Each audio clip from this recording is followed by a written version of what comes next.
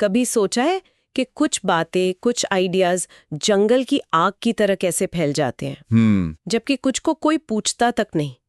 मतलब याद है जब जेम्स वेब टेलीस्कोप से पहली तस्वीरें आई थीं? हाँ, वो तो हर जगह थी। बिल्कुल।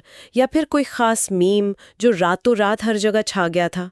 हमें अक्सर लगता है कि हम कोई जानकारी इसलिए शेयर करते हैं क्योंकि वो दिलचस्प है या जरूरी होती है। सही है, यही आम धारणा है। लेकिन आज हमारे स्रोत कुछ और ही कहानी बताते हैं। ये शेयरिंग के पीछे छिपे मनोविज्ञान की परतें खोलते हैं। आज हम इसी क्यों के पीछे का विज्ञान समझेंगे।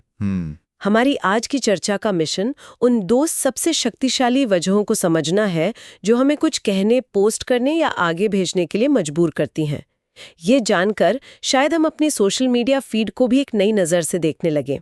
तो चलिए इसकी तह तक चलते हैं। तो पहली और सबसे बड़ी वजह है सोशल करेंसी। जब मैंने इसके बारे में पढ़ा तो मुझे ये बहुत दिलचस्प लगा, क्योंकि ये थोड़ा स्वार्थी सा लगता है। स्वार्थी से ज्यादा मैं कहूंगा कि ये मानवीय है। अच्छा। हाँ, ये उदारता का काम कम और आत्म अभिव्यक्ति का ज्यादा है। हम असल में दूसरों को कुछ बताने से पहले अनजाने में खुद से पूछते हैं, क्या इससे मैं दिलचस्प लगूंगा?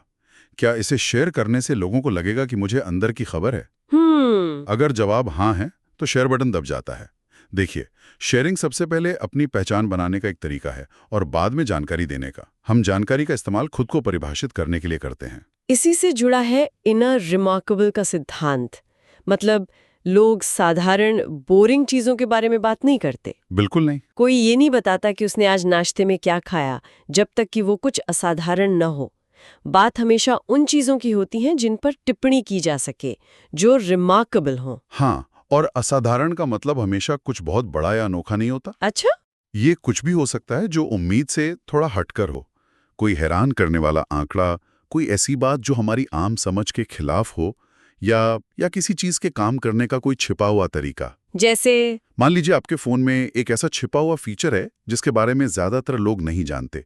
उसे जानना और फिर दूसरों को बताना आपको तुरंत एक एक्सपर्ट जैसा महसूस कराता है। आपकी सोशल करेंसी बढ़ जाती है। ये तो है। जैसे किसी को ये बताना कि कॉफी बीन्स असल में बीन्स नहीं बल्कि एक फल के बीज हैं। हाँ, बिल्कुल सही उदाहरण है। ये कोई जिंदगी बदलने वाली जानकारी नहीं है, लेकिन ये आपको उस पल के लिए ज्यादा जानकार दिखाती है।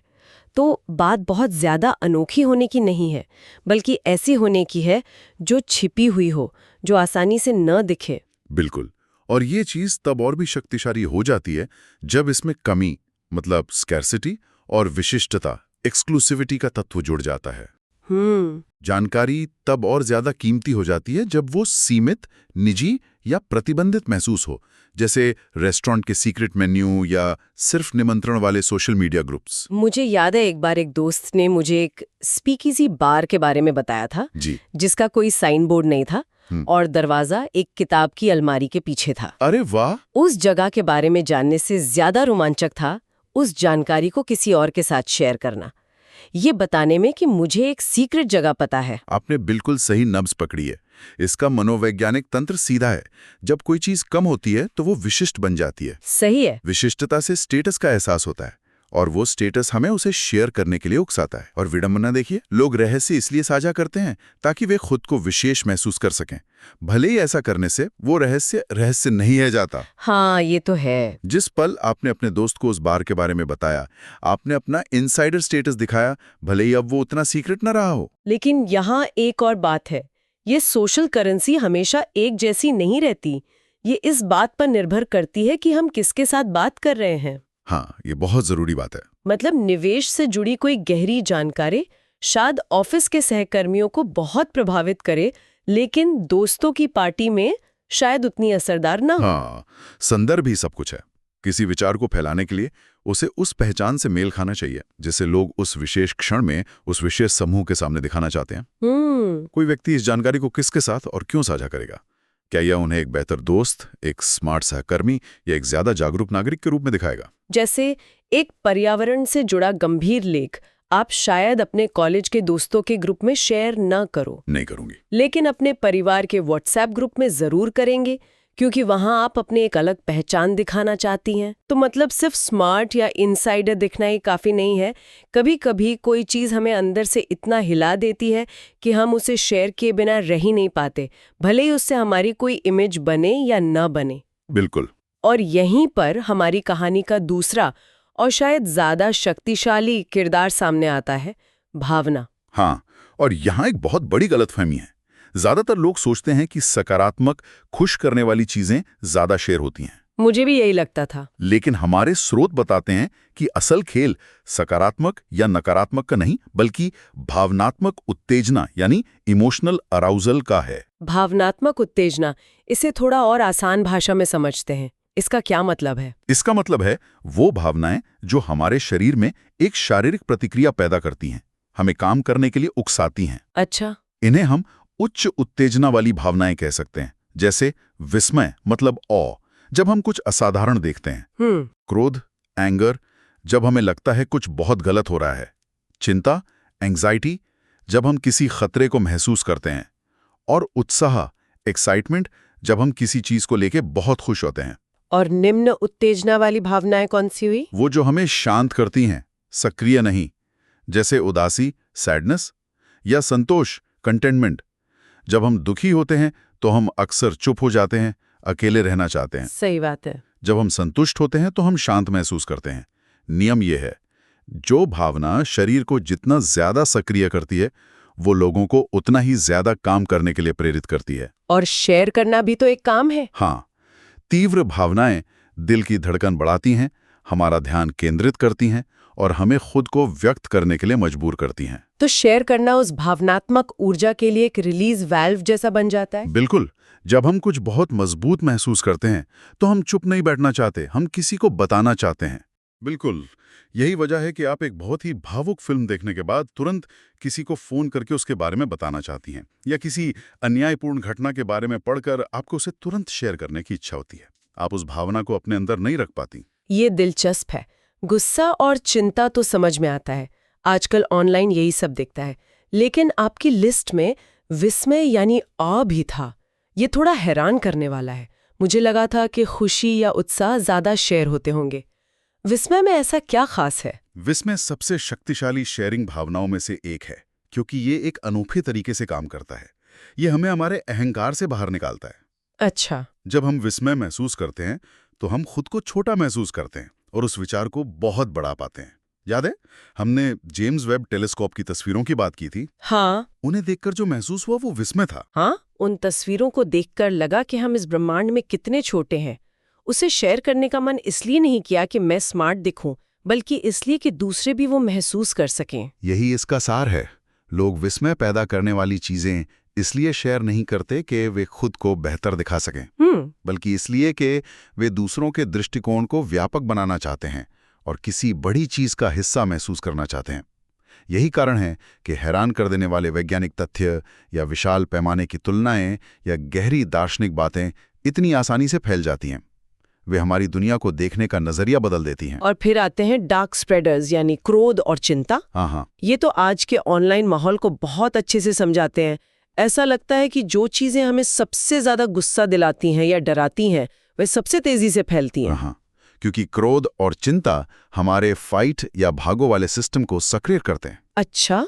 वे हमें सतर्क करते हैं और दूसरों को चेतावनी देने की तात्काल आवश्यकता पैदा करते हैं। यही वजह है कि आक्रोश, आउटरेज और डर पर आधारित सामग्री इतनी तेजी से वायरल होती है। यहाँ एक बारीक सा अंतर समझना जरूरी है। क्रोध इसलिए फैलता है क्योंकि लोग अन्याय के खिलाफ आवाज उठाकर न्याय चाहते हैं।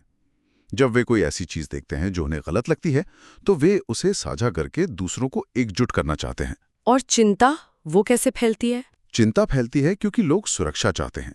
वे किसी संभावित खतरे के बारे में दूसरों को चेतावनी देकर उनकी और अपनी रक्षा करना चाहते हैं, जैसे स्वास्थ्य से जुड़ी कोई डरावनी खबर या किसी घोटाले की चेतावनी। समझ गई। दोनों ही मामलों में शेयर करना एक तरह का सामाजिक कर्तव्य बन जाता है। चुप रहना गलत लगता है। लेकिन इसमें एक खतरा भी है। हमारे स्रोत एक बहुत महत्वपूर्ण बिंदु उठाते हैं कि भावना सिर्फ ऊपर से लगाई हुई नहीं होनी चाहिए। बिल्कुल नहीं, बल्कि उस विचार का एक अभिन्न अंग होनी चाहिए। लोगों को पता चल जाता है कि कब भावना का इस्तेमाल सिर्फ हेरफेर करने के लिए किया जा रहा है। हाँ, ये बहुत जरूरी बात है और यहाँ एक दिलचस्प विरोधाभास भी है।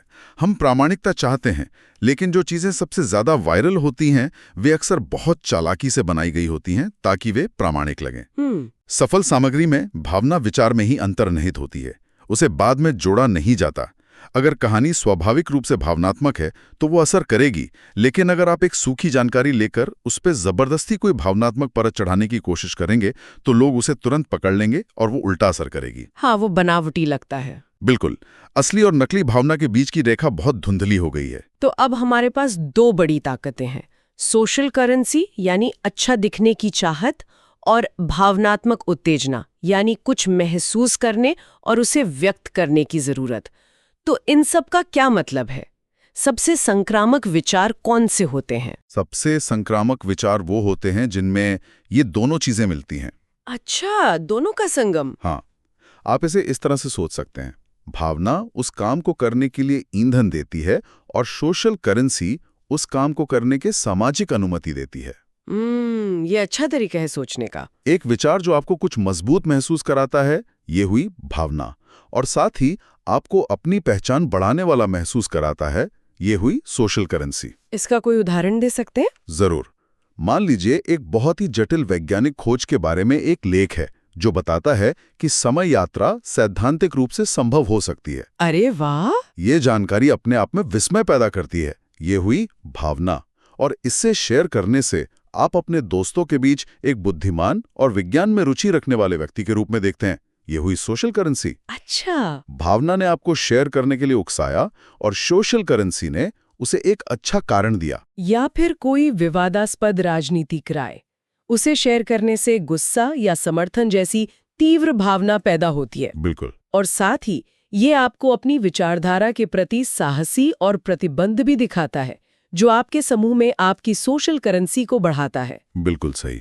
निचोड़ ये है कि लोग सिर्फ जानकारी साझा नहीं करते, वे जानकारी के माध्यम से ये साझा करते हैं कि वो कौन है और वे क्या महसूस कर रहे हैं। जब ये दोनों चीजें एक साथ मिलती हैं तो विचार को रोकना लगभग नामुमकिन हो जाता है। ये एक ऐसा शक्तिशाली मिश्रण है जो किसी भी संदेश को अपने आप फैलने की ताकत देता है। तो आज की इस चर्चा से ये स्पष्ट है कि शेयरिंग कोई लॉटरी नहीं है, इसके पीछे एक विज्ञान काम कर रहा है। हाँ, एक पूरा मनोविज्ञान है। इसके पीछे दो शक्तिशाली मनोवैज्ञानिक ताकतें हैं, अच्छा दिखने की जरूरत यानी सोशल करेंसी, और तीव्र भावनाओं को व्यक्त करने की जरूरत यानी भावनात्मक उत्तेजना। तो असल में हम जानकारी शेयर नहीं कर रहे होते, हम अपनी पहचान का एक टुकड़ा और अपनी भावनाओं का एक विस्फोट शेयर कर रहे होते हैं। हर शेयर बटन के पीछे एक सवाल छिपा होता है, इससे मैं क्या दिखूंगा, और एक भावना छिपी होती है, इसे बताए बिना मैं रह नहीं सकता। सही है। तो किसी भी विचार को फैलाने के लिए ये दो सवाल पूछना जरूरी है। इसे शेयर करने से शेयर करने वाले के बारे में क्या पता चलता है, और ये कौन सी उच्च उत्तेजना वाली भावना को ट्रिगर करता है। अगर किसी विचार में इन दोनों सवालों के मजबूत जवाब हैं तो उसके फैलने की संभावना बहुत ज्यादा है। इस चर्चा के अंत में एक विचार सोचने के लिए छोड़ जाते हैं। अगर हमारे द्वारा साझा की गई हर जानकारी, हर मीम, हर लेख इस बात का संकेत है कि हम दुनिया को क्या दिखाना चाहते हैं, कि हम कौन हैं, तो हमारी अपनी शेयरिंग हिस्ट्री उस पहचान के बारे में क्या कहती है, जिसे हम सचेत या अनजाने में बनाने की कोशिश कर रहे हैं। नमस्कार।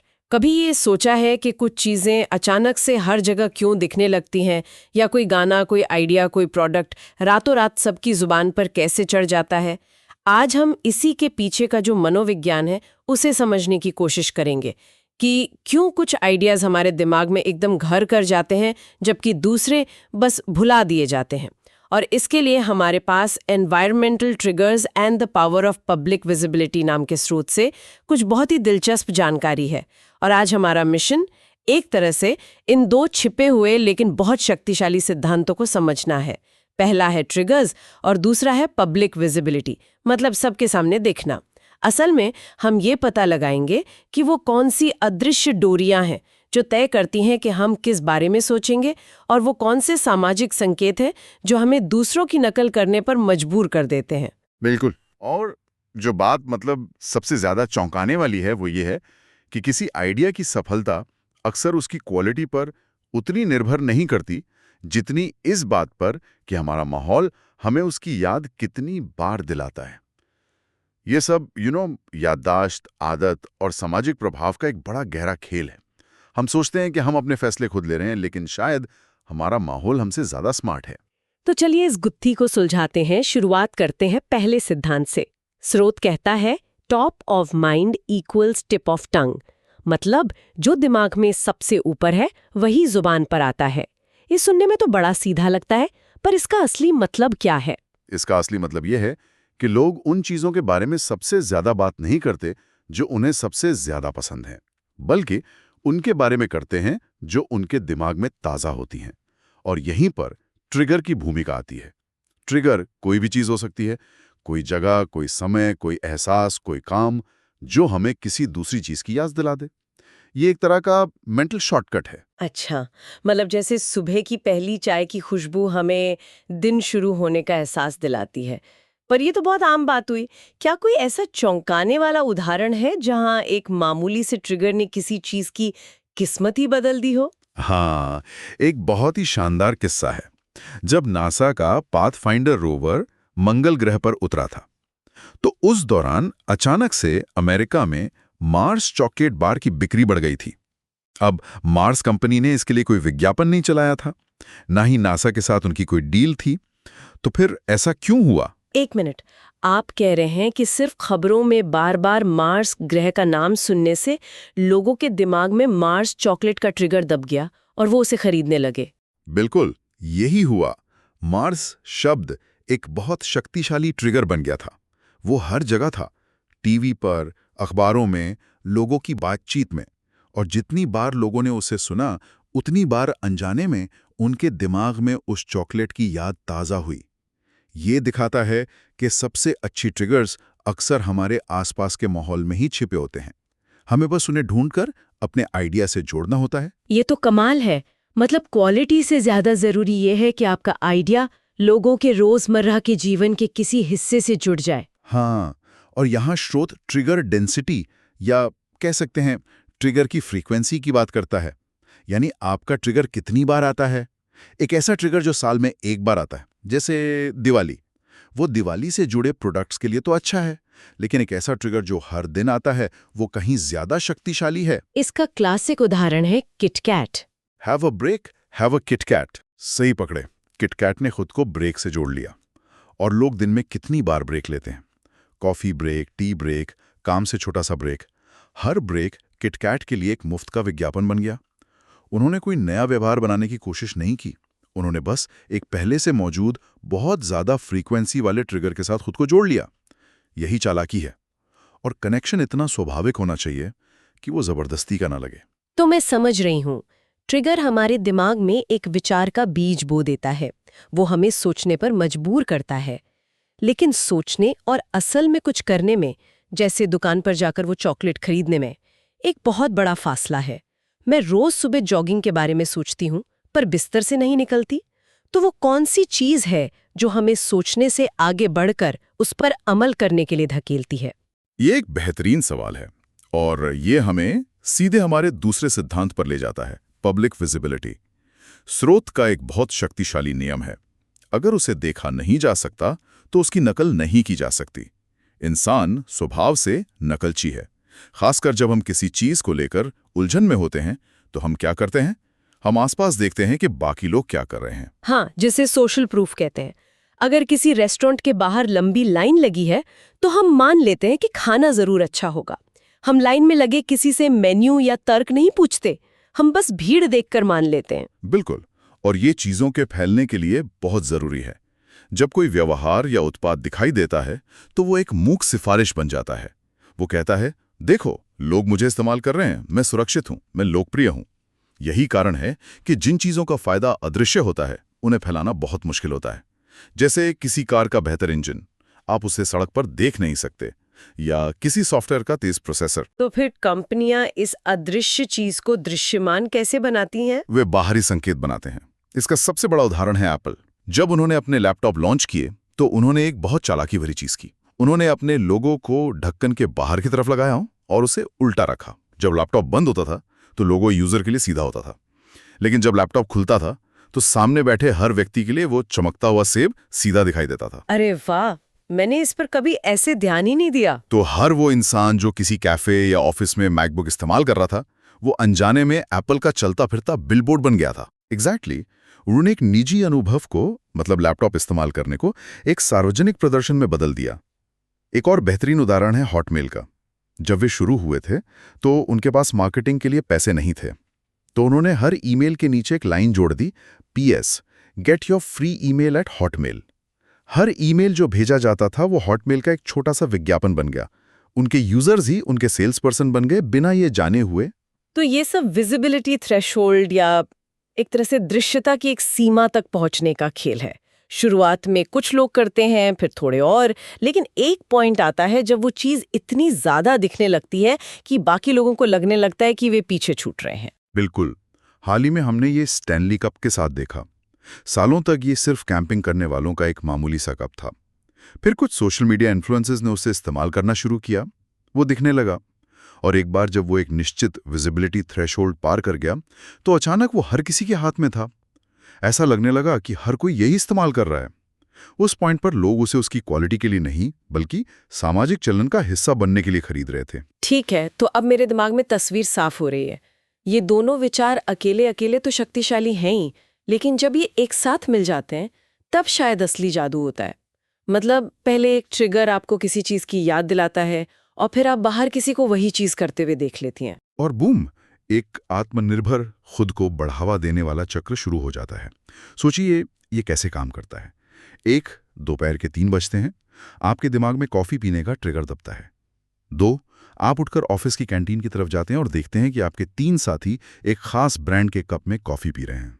यह है विजिबिलिटी। 3, आपका दिमाग तुरंत सोचता है, अच्छा यहां यही कॉफी चलती है, जरूर अच्छी होगी। यह है सोशल प्रूफ। 4, आप भी वही कॉफी खरीद लेते हैं। और 5, अब आप भी उस ब्रांड का कप लेकर घूम रहे हैं जो किसी और के लिए विजिबिलिटी और सोशल प्रूफ का काम करेगा। ये तो एक स्नोबॉल इफेक्ट जैसा है ना? एक छोटी सी बर्फ की गेंद जो पहाड़ी से लुढ़कना शुरू करती है और नीचे आते आते एक विशाल गोला बन जाती है। तो अगर किसी को अपने विचार या प्रोडक्ट को इस चक्र में डालना है तो स्रोत के हिसाब से मुख्य रणनीतियां क्या हैं? स्रोत इसे 3 मुख्य भागों में बांटता है। पहला, अपने आइडिया को किसी ऐसे ट्रिगर से जोड़ें जो बार बार आता हो और स्वाभाविक लगे। दुर्लभ ट्रिगर से बचें। दूसरा, अपने प्रोडक्ट के इस्तेमाल को ही एक सार्वजनिक प्रदर्शन बना दें। मतलब ऐसा कुछ डिजाइन करें जो अपना प्रचार खुद करे। और तीसरा शायद ये है कि अगर फायदा निजी या अंदरूनी है तो उसका कोई बाहरी दिखने वाला सबूत बनाए। बिल्कुल। जैसे किसी चैरिटी को दान देना एक बहुत ही निजी काम है ना? लेकिन जब उस दान के बदले आपको हाथ में पहनने के लिए एक पीला बैंड मिलता है, जैसे वो लाइफ स्ट्रॉन्ग वाला था, तो वो निजी काम सार्वजनिक हो जाता है। वो बैंड सिर्फ एक बैंड नहीं है, वो एक कहानी कहता है, एक बयान देता है और दूसरों को भी उस मुहिम से जुड़ने के लिए प्रेरित करता है। संक्षेप में कहें तो अगर आप ये सब सही तरीके से करते हैं तो आपको मार्केटिंग पर ज्यादा पैसा खर्च करने की जरूरत नहीं है। आपका महामल ही आपके लिए मार्केटिंग का काम करता है। तो आज के इस पूरे विश्लेषण का सार ये है कि हम तर्क और गुणवत्ता की दुनिया में उतना नहीं रहते जितना हम सोचते हैं।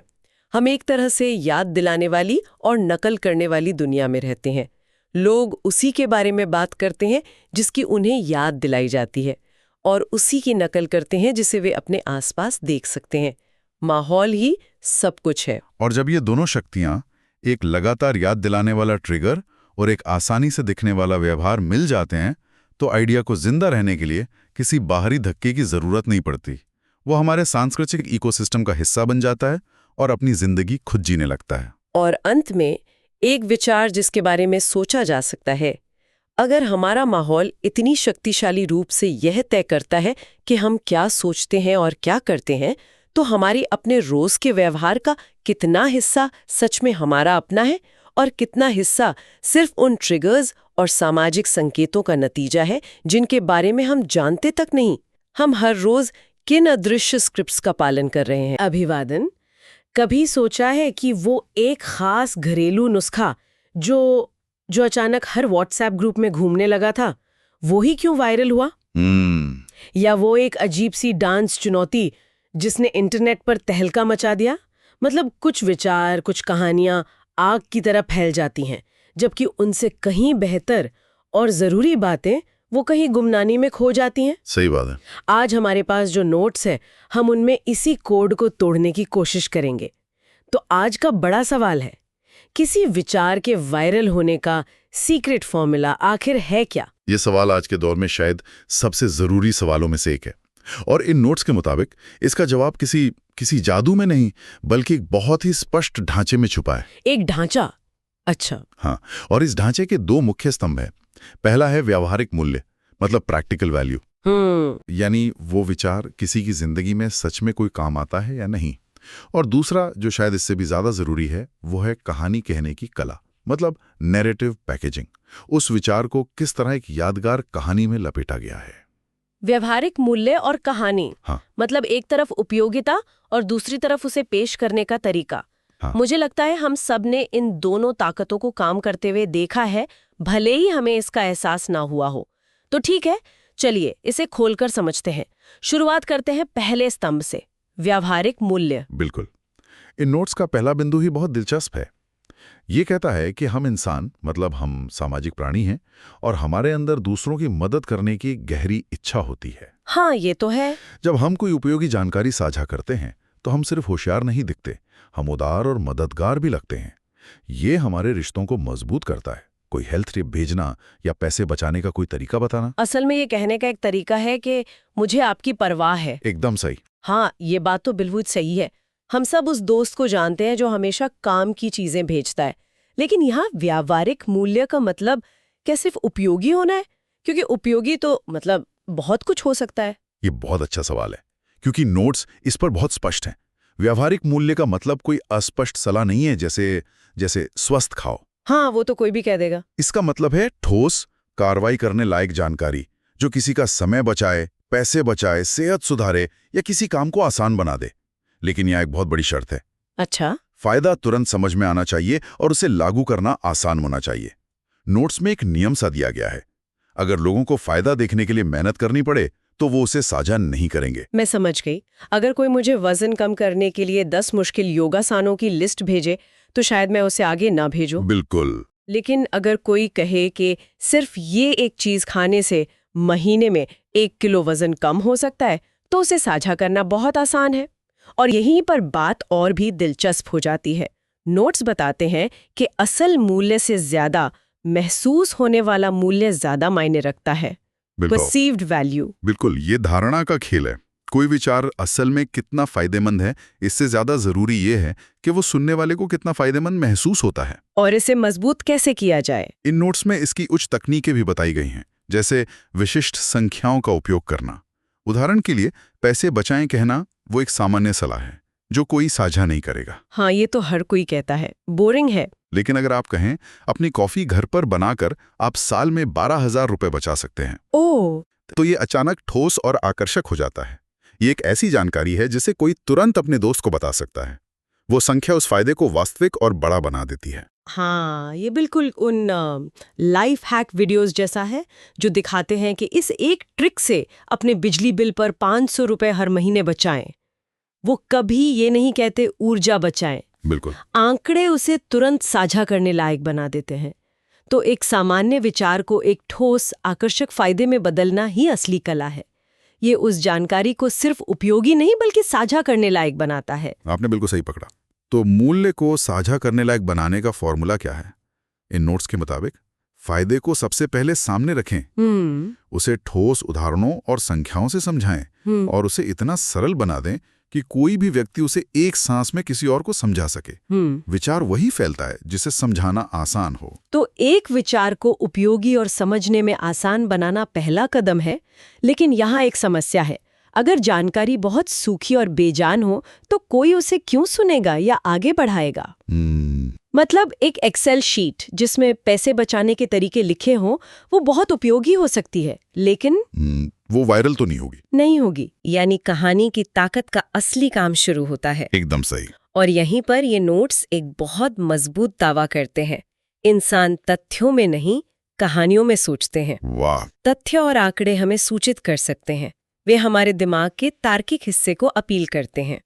लेकिन कहानियां हमें यकीन दिलाती हैं, वे हमारे भावनात्मक हिस्से से जुड़ती हैं। हाँ। कहानियां ध्यान खींचती हैं, याददाश्त बढ़ाती हैं और किसी नए विचार के प्रति हमारे मन में जो एक स्वाभाविक हिचक होती है ना, हाँ। उसे कम कर देती हैं। जब मैंने ये पढ़ा तो मैं सच में चौंक गई कि हम असल में तथ्यों से नहीं, कहानियों से चलते हैं। आप किसी को धूम्रपान के खतरों पर 20 पन्नों की रिपोर्ट दे सकते हैं और वो उससे शायद ही पढ़ेगा। हाँ, लेकिन अगर आप उसे किसी ऐसे व्यक्ति की कहानी सुनाएं जिसने धूम्रपान की वजह से सब कुछ खो दिया, तो वो बात सीधे दिल पर असर करती है। और ऐसा इसलिए है क्योंकि कहानियां भावनाओं को जगाती हैं।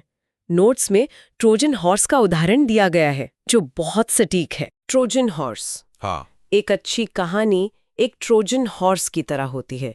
लोग कहानी के बाहरी स्वरूप यानी उसके मनोरंजन, उसके ड्रामा से आकृष्ट होते हैं और उसे अपने मन के किले में आने देते हैं, और उस कहानी के अंदर छिपा होता है आपका मुख्य विचार, जो उसके साथ साथ अंदर चला आता है। बिल्कुल। लोग कहानी को इसलिए दोहराते हैं क्योंकि वो मनोरंजक होती है और विचार उसके साथ साथ अपने आप फैल जाता है। एक मिनट, तो इसका मतलब ये हुआ कि कहानी सिर्फ एक सजावट नहीं है, बल्कि वो उस विचार का डिलीवरी सिस्टम है। Delivery system. हाँ, अगर डिलीवरी सिस्टम ही ठीक नहीं तो अंदर का माल कितना भी अच्छा हो, पहुंचेगा ही नहीं। लेकिन नोट्स में एक बहुत जरूरी बात कही गई है। विचार को कहानी का नायक न बनाए, बल्कि उसे कहानी के कथानक, प्लॉट के लिए अनिवार्य बना दें। इसका क्या मतलब है? ये सबसे महत्वपूर्ण बिंदु है। इसका मतलब है कि आप बस एक कहानी सुनाकर अंत में एक नैतिक शिक्षा या अपने ब्रांड का संदेश नहीं जोड़ सकते। अच्छा। नोट्स में इसे परखने का एक शानदार तरीका दिया गया है। अगर विचार को हटाने के बाद भी कहानी काम करती है, तो वो विचार नहीं फैलेगा। हाँ, इसे एक उदाहरण से समझाइए प्लीज। बिल्कुल। मान लीजिए कोई कार कंपनी एक कहानी दिखाती है जिसमें एक परिवार छुट्टियों पर जाता है और बहुत मजे करता है, और आखिर में वो अपनी कार दिखाते हैं। ठीक है। यहाँ कार कहानी का हिस्सा नहीं है। आप उस कार को हटाकर कोई और कार रख दें, कहानी पर कोई फर्क नहीं पड़ेगा। सही बात है। लेकिन अगर कहानी ये है कि कैसे उनकी कार खराब मौसम में या एक मुश्किल पहाड़ी रास्ते पर उन्हें सुरक्षित घर ले आई, तो अब कार कहानी का दिल है। उसके बिना कहानी ही नहीं बचती। अब विचार यानी हमारी कार सुरक्षित है, कहानी से जुड़ गया है। वाह, ये तो किसी भी विज्ञापन या कहानी को परखने का लिटमस टेस्ट जैसा है। अब मैं जब भी कोई विज्ञापन देखूंगी तो यही सवाल पूछूंगी, मतलब विचार को कहानी का दिल बनाना होगा, सिर्फ उसका लिबास नहीं। बिल्कुल। लेकिन क्या इसमें खतरा नहीं है? अगर कहानी बहुत ज्यादा मनोरंजक हो तो क्या लोग मूल विचार को भूलकर सिर्फ कहानी याद नहीं रखेंगे? ये एक वाजिब चिंता है, और इसका जवाब सादगी में है। जब कहानियां एक व्यक्ति से दूसरे व्यक्ति तक जाती हैं तो वो छोटी मोटी बातें खो जाती हैं, जटिलताएं खत्म हो जाती हैं, लेकिन जो मूल अर्थ है वो बना रहता है।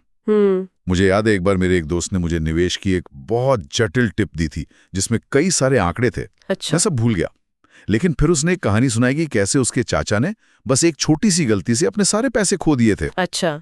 वो कहानी मुझे आज भी याद है, और उस कहानी के साथ वो टिप भी। इसीलिए सरल मूल्य चालित कहानियां अक्सर जटिल और परिष्कृत स्पष्टीकरणों से बेहतर प्रदर्शन करती हैं। लक्ष्य ये होना चाहिए कि कहानी को आसानी से और सही दोहराया जा सके। ठीक है, तो अब इन दोनों हिस्सों को एक साथ लाते हैं। हमारे पास है व्यवहारिक मूल्य, यानी क्यों कोई किसी विचार को साझा करेगा, और हमारे पास है कहानी, यानी कैसे वो विचार आगे बढ़ेगा। नोट्स के अनुसार इन दोनों को एक दूसरे की सख्त जरूरत है। बिल्कुल, ये एक दूसरे के बिना अधूरे हैं।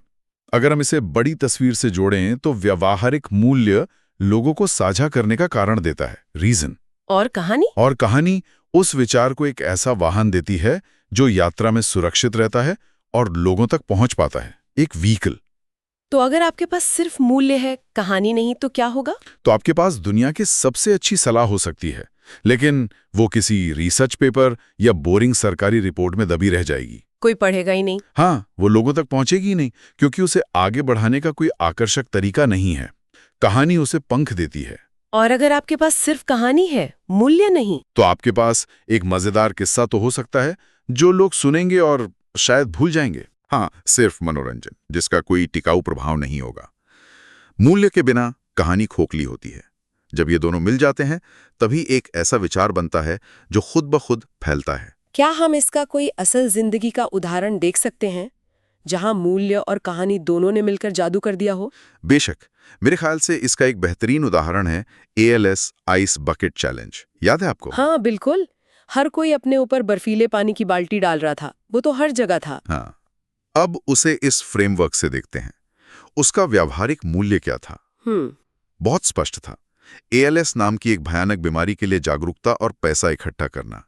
ये एक नेक काम था, लोगों को साझा करने का एक मजबूत क्यों मिला। सही है। लेकिन ये जानकारी तो पहले भी मौजूद थी। इस बार क्या अलग था? कहानी। बिल्कुल, कहानी। उन्होंने इस मूल्य को एक शानदार कहानी में लपेटा। ये एक चुनौती थी, ये व्यक्तिगत थी। आप अपने दोस्तों को नामांकित करते थे। हाँ, और वो देखने में मजेदार थी। और करने में आसान थी। हर वीडियो अपने आप में एक छोटी कहानी थी, जिसमें टेंशन थी, क्लाइमैक्स था और एक कॉल टू एक्शन था। उस कहानी के बिना ALS के लिए दान की अपील सिर्फ एक और अपील बनकर रह जाती। लेकिन कहानी ने उसे ग्लोबल आंदोलन बना दिया। और विचार यानी दान करें, उस कहानी का, उस चुनौती का अभिन्न अंग था। एकदम। ये एक शानदार उदाहरण है। इसने मूल्य और कहानी के संगम को पूरी तरह से स्पष्ट कर दिया। तो ऐसा नहीं है कि कोई विचार संयोग से वायरल हो जाता है। उसके पीछे एक ढांचा काम करता है, जिसमें मदद करने की इच्छा और कहानी सुनाने की कला दोनों शामिल है। सही कहा। ये एक सोची समझी रणनीति हो सकती है। हाँ, इन नोट्स में यही समझाया गया है कि वायरल होने वाले विचारों को डिजाइन किया जा सकता है। इसमें सबसे पहले एक स्पष्ट और ठोस लाभ से शुरुआत करनी होती है, फिर उस लाभ को तुरंत समझने लायक बनाना होता है, और अंत में उस विचार को एक ऐसी कहानी में पिरोना होता है जिसे लोग दूसरों को सुनाना चाहें। और ये भी सुनिश्चित करना कि वो विचार कहानी के लिए जरूरी हो। हाँ बिल्कुल, वो कोई बाहरी हिस्सा ना हो। तो आज की इस चर्चा का सार ये है कि दूर तक फैलने वाले विचार का नुस्खा शायद उतना भी रहस्यमयी नहीं है। उसे वास्तव में उपयोगी बनाए, लोगों को उसे साझा करने का एक स्पष्ट कारण दे, और फिर उसे एक ऐसी सरल, भावनात्मक और यादगार कहानी में लपेटे जिसे लोग खुद दूसरों को सुनाना चाहें। मूल्य बताता है कि क्यों साझा करें, और कहानी बताती है कि कैसे साझा करें। बिल्कुल, और ये विश्लेषण हमें सोचने के लिए बहुत महत्वपूर्ण विचार देता है। ये नोट्स इस पर ध्यान केंद्रित करते हैं कि विचारों को कैसे फैलाया जाए। ये हमारे लिए एक बड़ा सवाल खड़ा करता है। अगर विचारों को फैलाने का ये एक इतना शक्तिशाली फॉर्मूला है, तो फिर हमारी ये जिम्मेदारी भी बनती है कि हम चुनें कि हम इस फॉर्मूले का इस्तेमाल किन विचारों को फैलाने के लिए कर रहे हैं। क्योंकि ये ताकत अच्छे और बुरे दोनों तरह के विचारों को पंख दे सकती है।